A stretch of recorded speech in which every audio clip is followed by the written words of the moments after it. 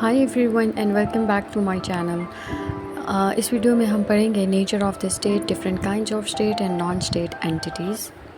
International law की series मैंने शुरू की थी और फर्स्ट लेक्चर में हमने इंट्रोडक्शन से स्टार्ट किया था and along with meaning and definition. Second lecture में मैंने बताया था whether international law is really a law in true sense और नॉट। थर्ड लेक्चर में हमने पढ़ा था what are the sources of international law और फोर्थ लेक्चर में हमने पढ़ा था what is the place of individuals and state under international law. और इस लेक्चर में हम पढ़ेंगे nature of the state, different kinds of state and non state entities. तो चलिए शुरू करते हैं अपने लेक्चर के साथ and please subscribe to my channel before we begin and start the lecture. I am sharing with you the overview of the lecture, and we are going to start with the introduction portion first. And I have bifurcated the video in the following portions. इसी video में हम आगे जाके पढ़ेंगे essential elements of the state, functions of the state, concept of sovereignty, different kinds of state and non state entities, Commonwealth of nation, neutral state and neutralised states. So let's begin. Political science हो या international law हो या international relations, इनकी discussion ही शुरू होती है state से। और स्टेट को डिफ़ाइन करना हर फ़िलासफ़र, हर ज्यूरिस्ट, हर स्कॉलर ने अलग तरीके से डिफ़ाइन किया है। एक पॉलिटिकल साइंटिस्ट है सैलमंड, और उन्होंने स्टेट को कुछ इस तरह डिफ़ाइन किया है कि state is a community of people which has been established for some objective such as internal order and external security. वो इंटरनल ऑर्डर और एक्सटर्नल सिक्योरिटी की बात करते हैं। लेकिन एक और ज्यूरिस्ट हैं Lawrence, he is also a political scientist. उन्होंने कहा है कि state is a politically organised society and states are bound with each other under central authority and follow the rule of law. एक और ज्यूरिस्ट है इन the international law subject और Stark, और उन्होंने कहा है, उन्होंने एक आइडियल डेफिनेशन प्रोवाइड किया है स्टेट की, लेकिन वो भी पॉसिबल नहीं है इन मॉडर्न टाइम्स। हम जो स्टेट को डिफ़ाइन करते हैं वो उसके एलिमेंट के ऊपर डिफ़ाइन करते हैं। अच्छा चलें आए पढ़ते हैं कि स्टेट के एसेंशियल एलिमेंट्स कौन से हैं। According to article 1 of the Montevideo convention in 1933, वो कहते हैं कि state should possess the following qualifications. और इन चीज़ों के बिना पे हम कहते हैं कि हाँ, अगर स्टेट इन चीज़ों को क्वालिफाई कर रहा है तो वो स्टेट डिक्लेयर किया जाएगा। फॉलोइंग क्वालिफिकेशंस क्या है कि परमानेंट पॉपुलेशन होनी चाहिए, डेफिनेट टेरिटरी, गवर्नमेंट होनी चाहिए, capacity to enter into a relation with other states. ये अकॉर्डिंग टू मॉन्टेविडियो कन्वेंशन है। लेकिन ओपनहाइम कहते हैं कि it should be population, definite territory, government and sovereignty. And Oppenheim is very much right and correct in defining the term state, because in modern times or even in the previous times, prior times में primitive societies में हर territory की एक अपनी sovereignty होती थी, और जो state in true sense अगर सॉवरेनिटी एक्सरसाइज कर रहा था और ख़ुद मुख्तार था अपने फ़ैसलों में, तो वो बिल्कुल एक स्टेट या टेरिटरी होती थी, ठीक है। या जो क्लैंस होते थे, एम्पायर्स होते थे। इंटरनेशनल लॉ के अंदर एक और फ़िलासफ़र है हॉलैंड, और उन्होंने कहा है कि ठीक है, population, definite territory, government, sovereignty तो होनी चाहिए, लेकिन एक और एसेंशियल एलिमेंट उन्होंने बताया है, and which is civilisation. And he says that civilisation is very much important for a country, क्योंकि लोग जो है एसोसिएशंस बनाते हैं, फिर जो है टेरिटरीज़ बनती हैं, क्लैंस, एम्पायर्स, और इसी तरह एक स्टेट जो है वजूद में आता है। So now we'll study about the functions of state and concept of sovereignty, and then we'll begin towards the main chapter. एक स्टेट के क्या फंक्शंस होते हैं? एक स्टेट के यही फंक्शंस होते हैं, to maintain law and order and to work for the welfare of the people. और स्टेट अगर अपने political, social, educational, cultural functions and regulations अदा कर रहा है and there is rule of law in the country, it's existing in its true sense, तो वो ये फंक्शंस ऑफ स्टेट हैं। कॉन्सेप्ट ऑफ सॉवरेनिटी को पढ़ते हैं। मैक्स हूपर जो हैं एक ज्यूरिस्ट हैं, और उन्होंने डिफ़ाइन किया है सॉवरेनिटी को। वो कहते हैं कि sovereignty in its relation between state signifies independence.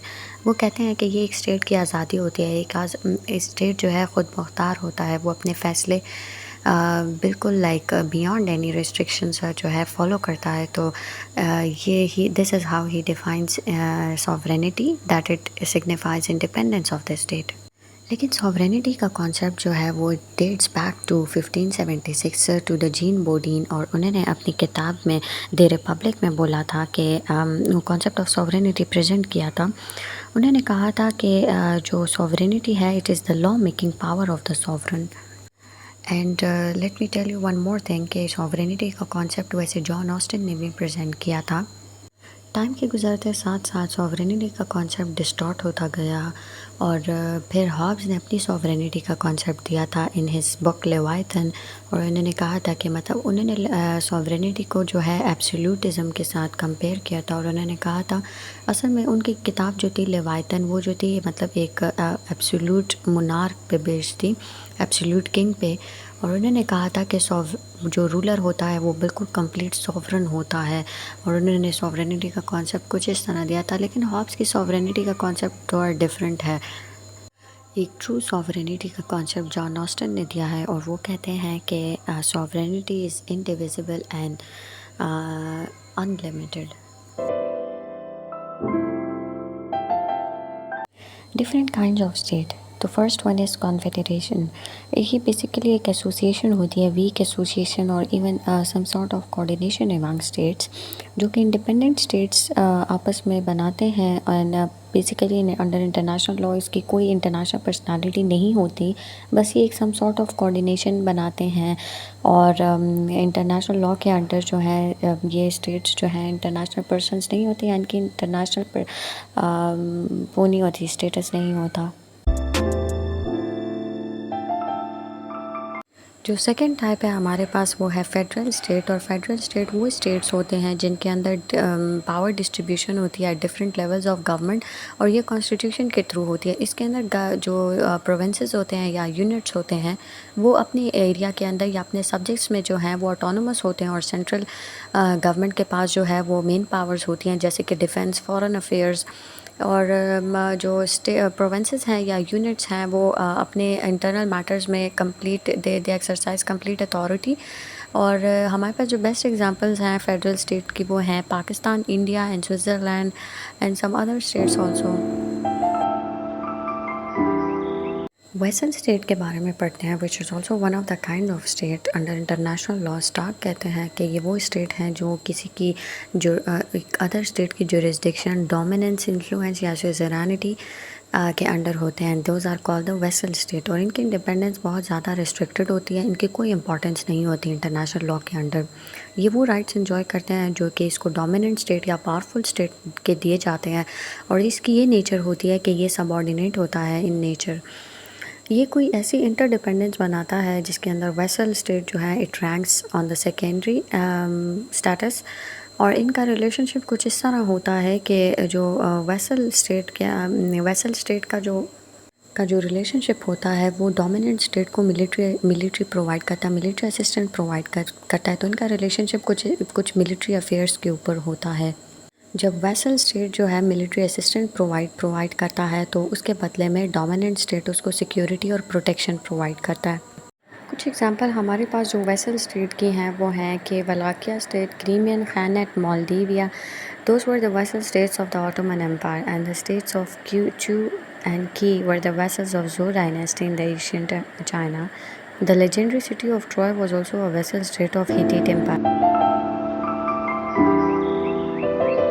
Vessel state versus tributary state. थोड़ा सा डिफरेंस पढ़ लेते हैं कि ट्रिब्यूटरी स्टेट का मतलब क्या है। वेसल के बारे में तो हमने सब कुछ पढ़ लिया, लेकिन ट्रिब्यूटरी स्टेट और वेसल स्टेट के बीच में एक डिफरेंस है, और वो ये है कि tributary state it kinds of pays tribute to the dominant state और the suzerain state in the form of taxes and tariff exemptions. वो जो है डोमिनेंट स्टेट को जो है टैक्सेस प्रोवाइड करता है, लेकिन वेसल स्टेट जो है वो डोमिनेट करता है ट्रिब्यूटरी स्टेट के ऊपर, जो कि मिलिट्री असिस्टेंस प्रोवाइड करता है powerful state को। Both states are similar in nature in a sense that they both rank secondary in status to a more powerful state, ठीक है। लेकिन however the two a vassal state has more independent power than a tributary state, क्योंकि वो military assistance provide करता है और tributary state जो है वो taxes provide करता है dominant state को। Characteristics of vassal state, क्योंकि vassal state is very much similar in many characteristics to the tributary, protectorate and associate state, लेकिन हम फिर भी इसके कुछ characteristics पढ़ेंगे, जैसे कि it does not enjoy full sovereignty due to the dominant state over that state, It is also part of a larger state or empire. It has a local king or ruler. It rules independently in its own area. The vassal matlab ruler, it actively makes decision on behalf of the vassal state. It enjoys protection and security from the dominant state. It provides military assistance to the dominant state. क्योंकि मैं ये सारी बातें पहले कर चुकी हूँ vessel state में, तो आप लोग को it would be very much clear कि characteristics वैसल स्टेट के कौन से हैं.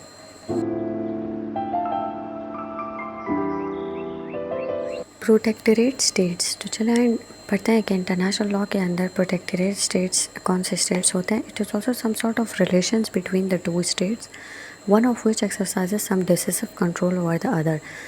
हालांकि डिग्री ऑफ कंट्रोल में वेरी फ्रॉम सिचुएशन, मतलब काइंड ऑफ कंट्रोल डिपेंड्स कि कौन सा किस किस्म का कंट्रोल जो है एक स्टेट दूसरे स्टेट के ऊपर कर रहा है. ठीक है, तो अगर हम एग्जांपल देख लें तो जो भूटान, किंगडम ऑफ भूटान को स्टेटस प्रोवाइड किया गया था इंडिया के तहत, और that was also some sort of masked in form of annexation. और जो जर्मन प्रोटेक्टरेट इस्टेब्लिश हुई थी चेकोस्लोवाकिया के ऊपर इन 1939. और प्रोटेक्टरेट स्टेट्स जो होते हैं इनकी नेचर कुछ इस तरह होती है कि ये स्टेट ही कंसिडर किए जाते हैं, ये स्टेट रहते हैं, इनकी लीगल पर्सनालिटी होती है under international law, and they also possess some rights and immunities under international law. अभी हम पढ़ेंगे कि प्रोटेक्टरेट स्टेट्स और वैसल स्टेट्स के बीच में क्या डिफरेंस है. प्रोटेक्टरेट स्टेट्स जो है वो ट्रीटी के थ्रू सच एज वो अपने कुछ मैटर्स को जो है दूसरे स्टेट को दे देता है, such as defence and security. अगर हम दूसरी तरफ वैसल स्टेट को देखें तो वो अपने इंटरनल अफेयर्स में बिल्कुल ऑटोनोमस होता है, लेकिन it is also dependent upon another state in its external affairs. ठीक है, प्रोटेक्टरेट स्टेट्स बिसाइड्स के अगर वो कोई डिसिसिव कंट्रोल कर रहा है दूसरे स्टेट के ऊपर, लेकिन they are still regarded as states in the international community. बल्कि वैसल स्टेट्स जो हैं they are not regarded as a member of the international community. अगर कोई वॉर डिक्लेयर की जाए तो प्रोटेक्टरेट स्टेट्स जो हैं वो कोई वॉर में इन्वॉल्व नहीं हो सकते. अगर उनका वो नहीं चाह रहे कि वो इन्वॉल्व हो तो वो नहीं हो सकते. But on the other hand vassal states जो हैं वो भी they are also not bounded by the treaty to enter into a protecting states, और लेकिन वो फिर भी मिलिट्री असिस्टेंस प्रोवाइड करते हैं टू द डोमिनेंट स्टेट अगर डोमिनेंट स्टेट किसी को ने कोई वॉर डिक्लेयर कर दी है तो. प्रोटेक्टरेट स्टेट्स जो है they are not completely sovereign, while vassal states जो है they are semi sovereign state. Vassal state is also under the control of another dominant state, जो कि मैं पहले बता चुकी हूँ, तो इनकी कोई सेपरेट और इंडिपेंडेंट एग्जिस्टेंस नहीं है अंडर इंटरनेशनल लॉ के अंडर. लेकिन प्रोटेक्टरेट स्टेट्स जो है वो they still remain A state. तो चलिए आइए दूसरा एक काइंड ऑफ स्टेट पढ़ते हैं विच इज़ कॉन्डोमिनियम स्टेट. और ये होता है कि लाइक व्हेन टू और more states exercise rights over a territory, so it's called a condominium. And it also exists over a particular territory. A joint dominion जो होती है is exercised by two or more external powers. अब इसकी एक अच्छी example मैं आपको बताऊं, जैसे कि New Hebrides is a good example of condominium because both England and France exercise control and have rights over the territory of a New Hebrides. So we say that there's a joint sovereignty of France and Britain over the New Hebrides. So regarding international law, condominium, we can say that it's a territory that is governed by multiple sovereign powers who have formally agreed to share duties, like without necessarily dividing their area into the national zones. और इस चीज़ की regulation में complications भी आ सकती हैं, and complications can often arise in regard to like maintaining their mutual collaboration between countries. So if the mutual understanding fails, then the situation then most likely to become untenable. और अगर हम इसकी history के बारे में देखें तो the recording for the term condominium in English dates back to 1714. English language में तो ये टर्म 1714 में आया था, which is from the modern Latin, और जो कि जर्मनी में कॉइंड हुआ था इन 1700. और लैटिन का जो मेरे से जो डिराइव हुआ है इस वर्ड का बेसिकली लैटिन से जो था वो था मतलब कॉम निकला था, which means together, and dominium means the right of ownership. So like compare domain like sharing the territory और शेयरिंग द डोमिनियम. कुछ और एग्जांपल्स पढ़ लेते हैं, जैसे कि बॉस्निया और हर्ज़ोगोविना में द बुर्शको डिस्ट्रिक्ट जो है it forms a condominium between federation of Bosnia and Herzegovina. और the part of Parana river between the Salto Grande and the mouth of Iguazu River is shared in condominium by Brazil and Prague. एक और example पढ़ लेते हैं which is of Jamaica and Colombia. They share a maritime dominion. maritime क्या मतलब समंदर का जो एरिया होता है और दोनों कंट्रीज आपस में वो शेयर करते हैं। जैसे कि मैंने आपको पहले बताया कि कॉन्डोमिनियम एक टेरिटरी होती है which is govern jointly by 2 और मोर कंट्रीज। तो अगर हम एक और एग्जांपल देखें तो we have the very famous example that and even the current example that Antarctica is a de facto condominium which is governed by parties to the Antarctica Treaty that have the consulting status. आइए एक और example पढ़ते हैं जैसे कि मुज़ेल river जो है it is the Germany and Luxembourg both exercise control over the Moselle River, and that is also an example of the modern day condominium. तो चलिए एक और काइंड ऑफ स्टेट पढ़ते हैं which is the Commonwealth of Nations. और ये वो states थे या नेशंस थे which were the colonies of the British empire and they had some sort of association among them. 1948 से पहले इनको कहा जाता था ब्रिटिश कॉमनवेल्थ ऑफ नेशंस, लेकिन कुछ स्टेट्स जो बाद में लिबरेट हो गए and they got independent, so it became Commonwealth of Nations क्योंकि वो ब्रिटिश से आज़ाद हो गए थे। ऐसे स्टेट्स की फुल इंडिपेंडेंस है और they exchange diplomatic envoys as well. In 1948 a resolution was passed that the members of the British Commonwealth of Nations would be autonomous in their internal matters. So that was how the word British was dropped and was only named the Commonwealth of Nations and were the sovereign states. The Commonwealth of Nations are very much independent and have a control over their sovereignty. They can enter into a treaty and may make declaration of war or peace on the basis of their sovereign power. Commonwealth of Nations in present times and in modern times are also the members of the United Nations and they agree to follow certain principles.